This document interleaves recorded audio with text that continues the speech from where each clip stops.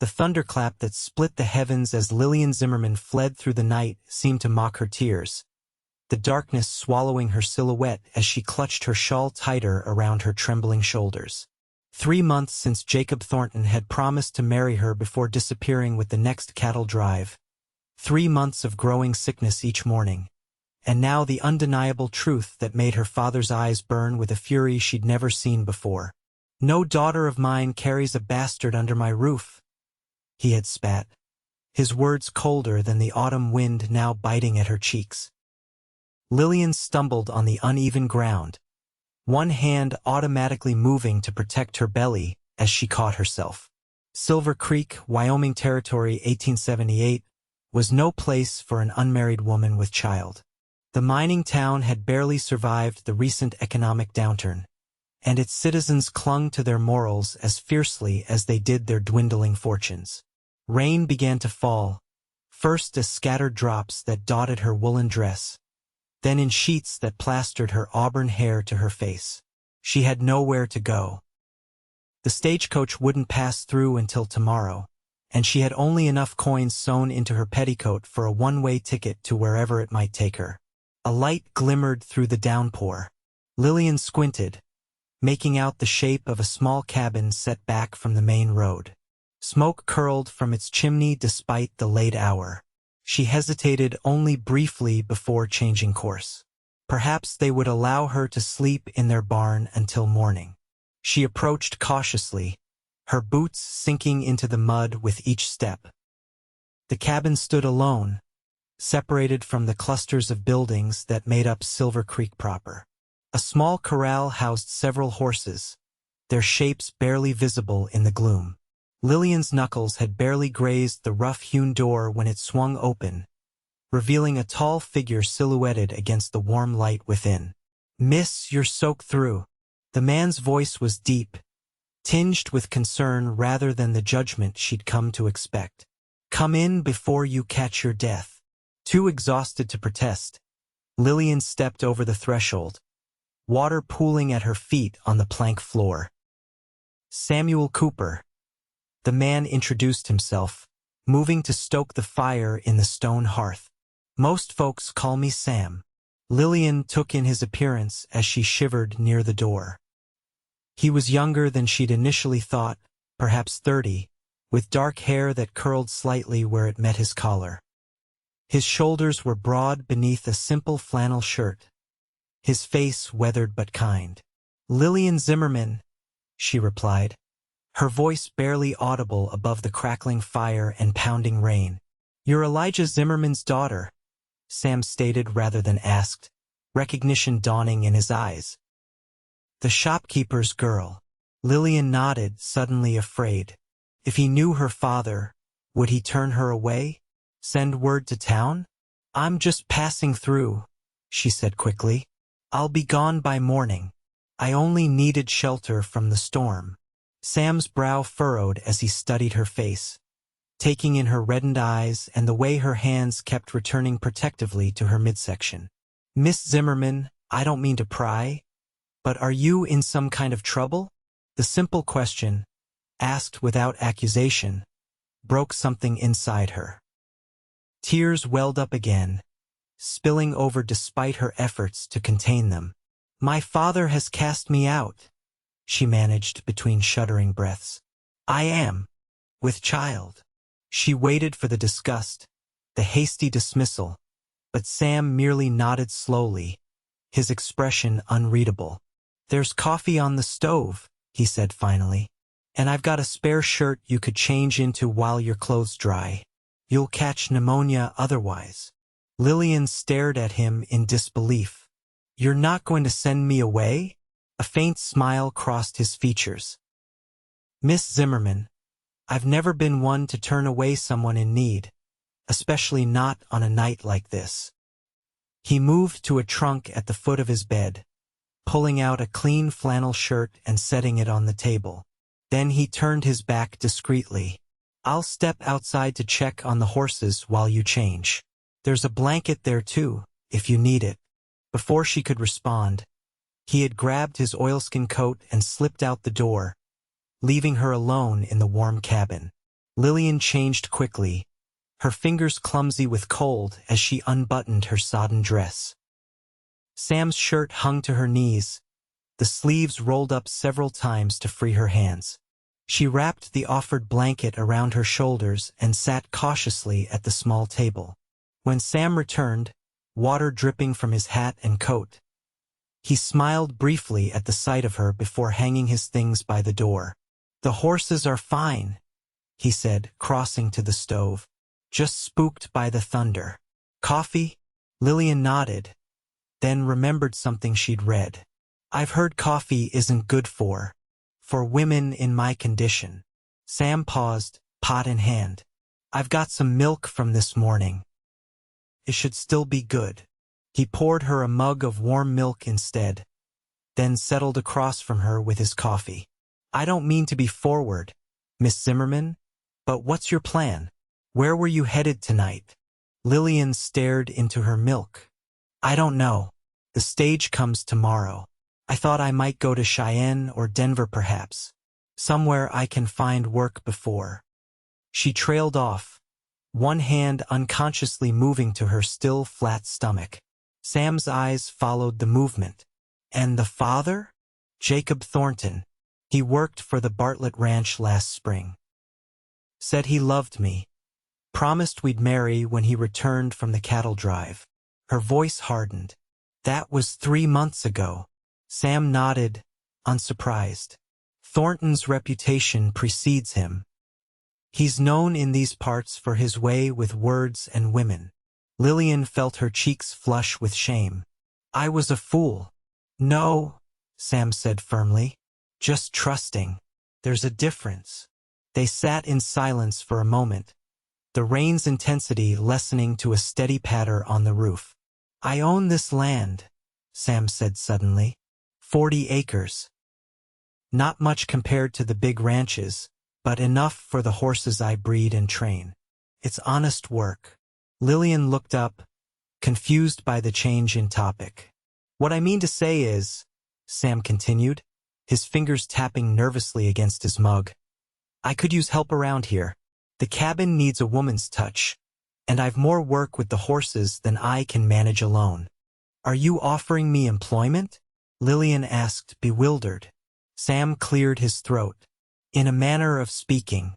Miss Zimmerman, I know this is sudden and probably improper, but I'm offering you a proposition. A marriage of convenience." Lillian's mug clattered against the table. "Marriage? You cannot be serious. You don't even know me." "I know enough," Sam replied steadily. "I know you're in trouble through no fault of your own. I know this territory is harsh on unmarried mothers. And I know I've been looking for a wife for some time now. But the child would be raised as my own." Sam finished. "No one outside this cabin need ever know differently." Lillian studied his face, searching for signs of mockery or ulterior motives. She found only earnestness in his clear gray eyes. "Why would you do this for a stranger?" she whispered. Sam's gaze dropped to his hands, strong and calloused from years of working with horses. "I was orphaned young, grew up in a series of homes, some kind, others." He shook his head. "No child should start life unwanted. And no woman should face such hardship alone when I have the means to help." Lillian's mind raced. She had known Samuel Cooper only by reputation, a quiet horse trainer who kept to himself, honest in his dealings but not one for town socializing. Nothing in that reputation suggested madness or cruelty. "I don't expect marital relations," Sam added hastily, color rising in his cheeks. "Not unless, in time, you might come to." He trailed off, clearly uncomfortable. "What I mean is, this would be a true marriage in name and legal standing, but I would make no demands upon you that you didn't welcome." The storm outside had quieted to a gentle rain, matching the calming of Lillian's initial panic. She considered her options logically. A single woman with child had few prospects. Even if she reached Denver, who would hire her once her condition became apparent? How would she support herself and a baby alone? "You're certain?" she asked finally. "You would claim another man's child as your own?" Sam met her gaze directly. "Every child deserves a father who chooses them, Miss Zimmerman. I'm offering to be that father." Lillian took a deep breath. "Then yes, Mr. Cooper. I accept your proposition." The following morning dawned clear and cold, the storm having washed the world clean. Lillian woke disoriented on Sam's narrow bed. Before remembering he had insisted she take it while he slept on a bedroll near the fire. Sam was already up, his bedroll neatly stowed, coffee brewing on the stove. He looked up when she stirred. "Your dress is dry," he said, gesturing to where it hung near the fire. "I thought we might ride into town this morning, speak to the preacher." Reality crashed back. She had agreed to marry this man, this virtual stranger, out of desperation and practicality. "So soon?"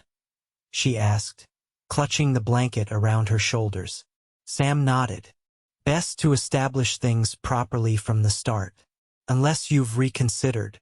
Lillian thought again of her alternatives. "No, I haven't reconsidered. But my father will have to accept it or not as he chooses." Sam's tone brooked no argument. "You're of age, and this is your decision to make." An hour later, Lillian sat stiffly behind Sam on his sturdy bay gelding, her hands reluctantly resting at his waist for balance. Her dress, though dry, still bore the mud stains from her flight through the storm, but there was nothing to be done about that now. Silver Creek looked different in the morning light, its modest buildings gleaming with rainwater, horses and people already moving purposefully about their business. Several heads turned as Sam guided his horse down the main street, curious eyes taking in the unusual sight of Elijah Zimmerman's daughter riding with the horse trainer. The Reverend Thomas Miller received them in the small church, his eyebrows rising at their request but asking few questions. Sam presented the situation simply: they wished to marry, today if possible. "This is quite sudden," Reverend Miller observed, looking from Sam's determined face to Lillian's pale one. "Miss Zimmerman, are you entering into this union of your own free will?" "I am," Lillian answered, her voice stronger than she expected. The Reverend studied them a moment longer, then nodded. "I'll need witnesses. And have you spoken to your father, Miss Zimmerman?" "Not yet," Sam interjected. "We thought it best to secure the arrangements first." What followed was a whirlwind of activity. The Reverend's wife agreed to stand witness, along with the blacksmith who happened to be repairing the church bell. By noon, Lillian found herself speaking vows in a trembling voice, a simple gold band hastily purchased from the general store sliding onto her finger. "Mrs. Cooper," Sam said quietly after the ceremony, the name strange on his tongue. Lillian looked up at her new husband, still unable to fully comprehend the morning's events. "What now?" "Now we face your father," Sam replied grimly. "And then home." Elijah Zimmerman's reaction was as explosive as Lillian had feared. Standing in the back room of his general store, his face purpled with rage as he looked from his daughter to the horse trainer. "You think I don't know what this is?" he demanded. "You think I can't count months, Cooper? Taking my ruined daughter off my hands doesn't erase her sin or yours." "Mr. Zimmerman," Sam said evenly, "your daughter and I are legally wed. The child she carries will bear my name. That's all that need concern anyone in this town." "You've made your bed," Elijah said to Lillian, ignoring Sam entirely. "Don't come crawling back when you tire of playing house with your horsemen." Lillian felt tears threatening again but forced them back. "I didn't come for your blessing, Father. I came to say goodbye." She turned to leave, Sam's hand steady at the small of her back. "Lillian," her father called as they reached the door. She paused without turning. "Your mother's things, in the trunk upstairs. Take them before you go." It was as close to a farewell gift as she would receive. 30 minutes later, They departed Silver Creek with Lillian's mother's trunk secured behind Sam's saddle, containing family linens, a few pieces of jewelry, and the quilts her mother had lovingly stitched before consumption took her 5 years prior. The ride back to Sam's cabin, her cabin now, Lillian reminded herself, passed in silence. The events of the past 24 hours seemed dreamlike, yet the weight of the gold band on her finger was undeniably real. "It's not much," Sam said as they approached the cabin in the late afternoon light. "But it's sturdy. I built it myself 3 years ago." Lillian took in the property with new eyes. Beyond the cabin and corral stood a small barn, a vegetable garden fenced against rabbits, and rolling pasture where several horses grazed. In the distance, pine-covered hills rose against the blue sky. "It's lovely," she said honestly. Sam helped her down from the horse, his hands strong and respectful at her waist. "I'll bring your trunk inside, then show you around if you'd like." The cabin looked different in daylight. What had seemed small and rustic the night before revealed itself to be meticulously crafted, if sparsely furnished. A kitchen area with a cast-iron stove, a table with 2 chairs, a bed with a patchwork quilt, and a trunk containing Sam's belongings. A bookshelf held more volumes than Lillian would have expected, and a rocking chair sat near the hearth. "I made the chair last winter," Sam explained, following her gaze. "Thought it might be nice to have someday." The simple statement, laden with quiet longing, tugged at something in Lillian's chest. This man had built a home meant for a family piece by careful piece. "Thank you," she said suddenly, turning to face him, "for everything. I know this isn't. It isn't how either of us imagined marriage would be." Sam set her trunk at the foot of the bed. "Life rarely follows our imaginings, Mrs. Cooper, but that doesn't mean it can't be good all the same." The first weeks of their marriage established a careful routine. Sam rose before dawn to tend the horses, returning for breakfast that Lillian prepared. They worked separately during the day, Sam with his horses, Lillian making the cabin more homelike and tending the garden, and shared simple meals where they gradually learned each other's histories. Sam had lost his parents to influenza when he was 9, shuttled between relatives until he was old enough to work as a ranch hand. He'd saved every penny, driven by the dream of his own land, his own horses. "I've always understood horses better than people," he admitted one evening as they sat by the fire. "They don't lie or pretend. They show you exactly who they are." Lillian told him of growing up in her father's store, losing her mother young, and the loneliness that had made Jacob Thornton's attention so intoxicating. "I wanted so badly to be loved," she confessed, staring into the flames. "To matter to someone the way my mother mattered to my father before she died." Sam's eyes were gentle. "Your father's grief turned him hard. That's not your failing, Lillian." It was the first time he had used her given name, and the intimacy of it warmed her more than the fire. Their sleeping arrangements remained as they had begun, Lillian in the bed, Sam on his bedroll. He never approached her, never made her feel that he expected anything beyond the companionship they were cautiously building. As October gave way to November, Lillian's condition became more pronounced. Her dresses grew tight across her middle, and the morning sickness that had plagued her early months finally subsided. One crisp morning, as she kneaded bread dough at the table, she felt a flutter deep inside like the brush of butterfly wings against her womb. She gasped, her flour-covered hands flying to her belly. Sam looked up from the bridle he was mending. "Are you all right?" "The baby moved," Lillian whispered, awestruck. "I felt it move." Something flickered across Sam's face, wonder mingled with uncertainty. He set aside the bridle and crossed to her, hesitating just beyond arm's reach. "May I?" he asked, his voice rough with emotion. Lillian nodded, taking his calloused hand and placing it gently on the small swell of her stomach. They stood motionless, waiting, breath held, but the flutter didn't come again. "I'm sorry," she began, but Sam shook his head. "Don't be. It's miracle enough knowing it's there." His eyes met hers, earnest and open. "Thank you for sharing that with me." The moment marked a shift between them. That night, as Sam prepared his bedroll by the fire, Lillian gathered her courage. "The bed is large enough for two," she said quietly. "And winter's coming on. It's too cold for you to sleep on the floor." Sam studied her face carefully. "Are you certain?" "I am. Just to sleep," she added hastily.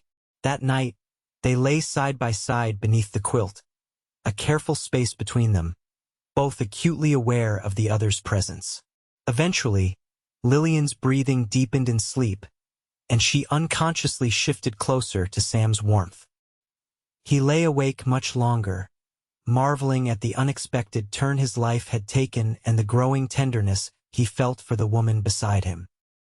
As winter descended in earnest, their cabin became a snow-bound island of warmth and increasingly easy companionship.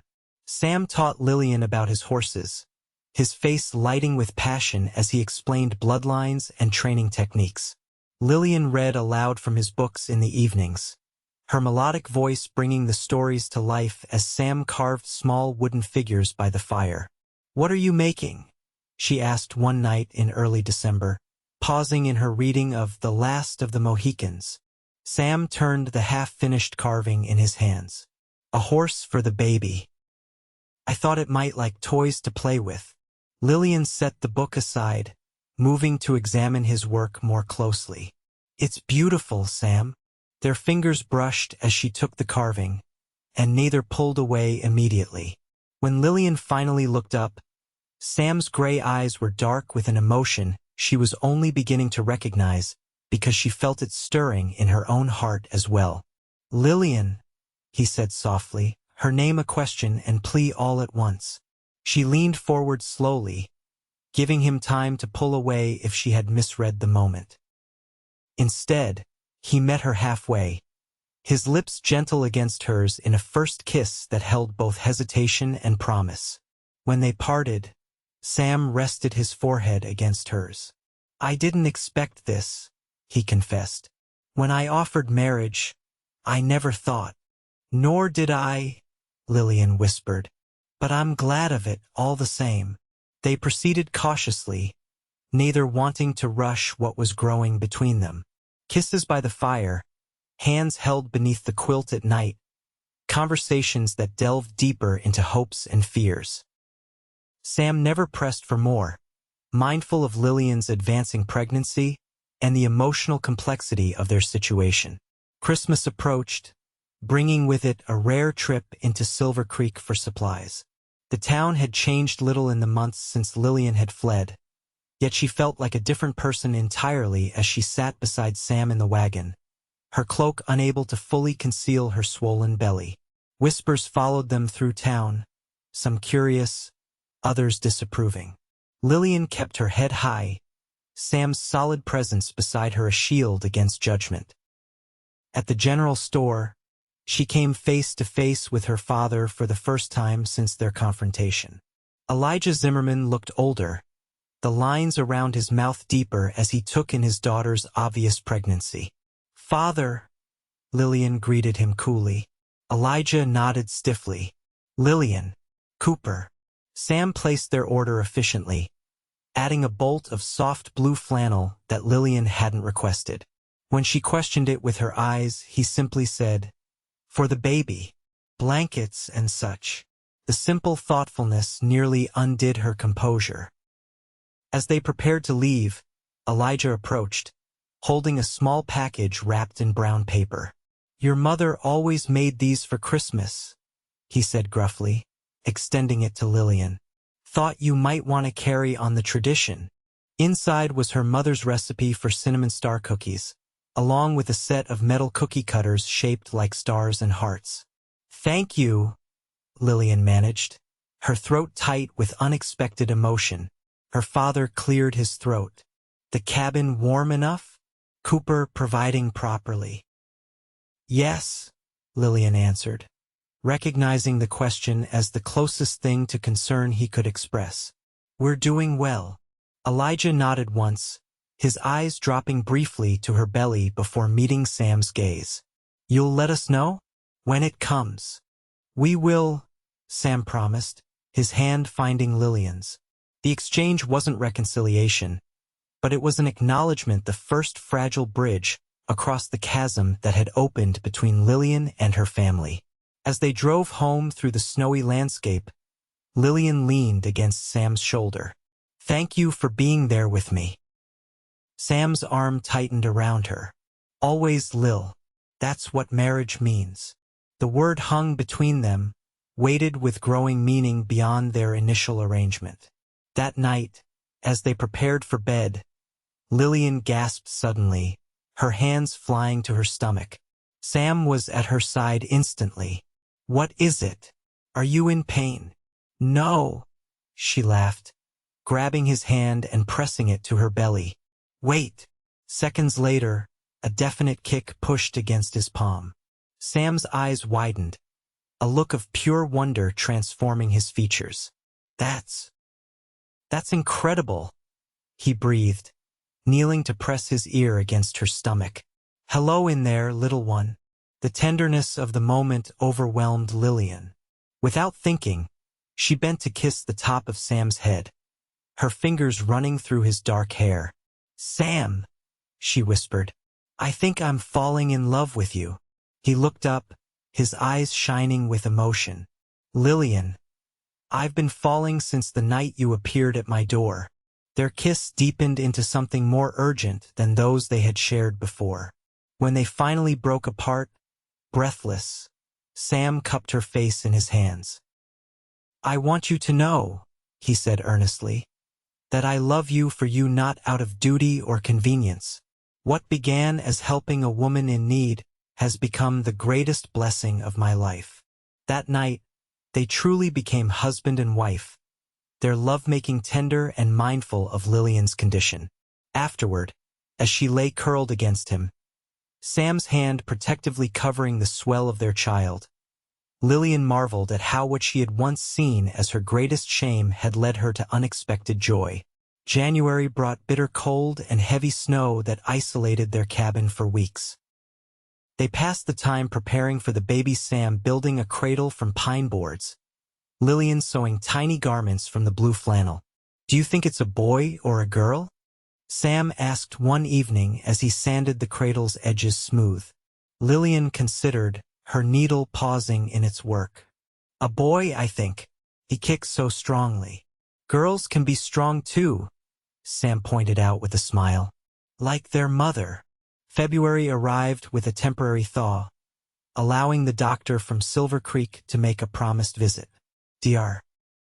Willis examined Lillian thoroughly, pronouncing both mother and child healthy and estimating the birth would come in early April. You've done well by her, Cooper, the doctor said as Sam walked him to his horse. Some men wouldn't have the character for what you've taken on. Sam watched Lillian through the cabin window, her hands cradling her belly as she rocked in the chair he'd made. It doesn't feel like a burden document, it feels like a gift. As March brought the first hints of spring, Lillian grew increasingly uncomfortable. Her back ached constantly, her ankles swelled, and sleep became elusive as the baby grew more active. One night, finding her pacing the cabin floor at midnight, Sam pulled her gently into his arms. What can I do? Just hold me, she murmured against his chest. I'm afraid, Sam. What if I'm not a good mother? What if I don't know how to love this child properly? Sam guided her to the rocking chair, kneeling before her. Lillian Cooper, I have watched you these past months preparing for this baby with such care and tenderness. You already love this child with your whole heart. But it's a reminder of my mistake of Jacob. No, Sam interrupted firmly. This child is a miracle. Our miracle. I don't see Jacob Thornton when I look at your belly. I see our future, our family. Tears spilled down Lillian's cheeks. "How did I deserve you?" Sam kissed her softly. "It's not about deserving, Lil. It's about choosing each other. Every day." The baby arrived on a bright April morning, heralded by Lillian's waters breaking as she gathered eggs from the chicken coop Sam had built over the winter. "Sam!" she called, clutching the door frame as the first contraction seized her. The next 12 hours passed in a blur of pain and determination. Sam rode for the doctor but returned alone. Dr. Willis was attending another birth across the territory. "It's all right," Lillian panted between contractions. "Women have been doing this forever. We'll manage." Sam's face was pale with worry, but he followed her instructions, boiling water, preparing clean linens, supporting her through each wave of pain. As twilight approached, Lillian's labor intensified. Gripping Sam's hands with strength that surprised them both, she pushed their child into the world with a final, powerful effort. "It's a boy," Sam announced, his voice breaking as he cradled the squalling infant. "Lillian, we have a son." He placed the baby on Lillian's chest, where the tiny boy immediately quieted, blinking up at his mother with unfocused eyes. "Hello, sweet one," Lillian whispered, counting fingers and toes with wonder. "You're perfect." Sam sat beside them on the bed, one arm around Lillian, the other hand gently stroking his son's dark hair. "What shall we name him?" Lillian looked up at her husband, the man who had transformed her curse into a blessing. "William," she said softly, "after your father." "William Cooper." Sam tested the name, his eyes bright with unshed tears. "It suits him." As the first stars appeared outside their window, the small family huddled together on the bed that had become a haven of love rather than a symbol of shame. William nursed at Lillian's breast while Sam watched in awe, his heart so full it seemed impossible to contain. "Thank you," he whispered, pressing his lips to Lillian's temple. "For what?" "For stumbling to my door that night, for trusting me, for giving me a family I never thought I'd have." Lillian shifted to look into his eyes. "And thank you for seeing hope where I saw only disgrace." In the years that followed, the Cooper family thrived. William grew into a strong, kind boy with his mother's auburn hair and his father's steady nature. He was joined by a sister, Emma, who was undeniably Sam's daughter with her gray eyes and determined spirit, and later by twins, Robert and Rose, who completed their family. Silver Creek eventually accepted what they had come to believe, that Samuel Cooper had married Lillian Zimmerman shortly before she discovered her pregnancy, and that William had simply arrived early. Elijah Zimmerman became a doting grandfather, his initial harshness softened by the unconditional love of his grandchildren. Sam expanded his horse breeding operation, gaining recognition throughout the territory for his gentle training methods. Lillian opened a small school on their property, teaching the children from neighboring ranches alongside her own. On their 10th anniversary, as they sat on the porch of their expanded cabin watching their children play in the yard, Sam took Lillian's hand. "Do you ever regret it?" he asked quietly. "Marrying me the way you did?" Lillian leaned against his shoulder, considering the journey that had brought them here, from a desperate girl fleeing through a storm to a woman surrounded by love and purpose. "Never," she answered truthfully. "What began as necessity became the greatest blessing of my life. You called William your miracle that night before he was born, but Sam, you were mine." As the sun set behind the Wyoming hills, painting the sky in brilliant oranges and pinks, Sam Cooper kissed his wife with the same tenderness he had shown since the beginning, a kiss that promised continued love through whatever storms life might still bring their way, secure in the knowledge that what they had built together could weather any tempest.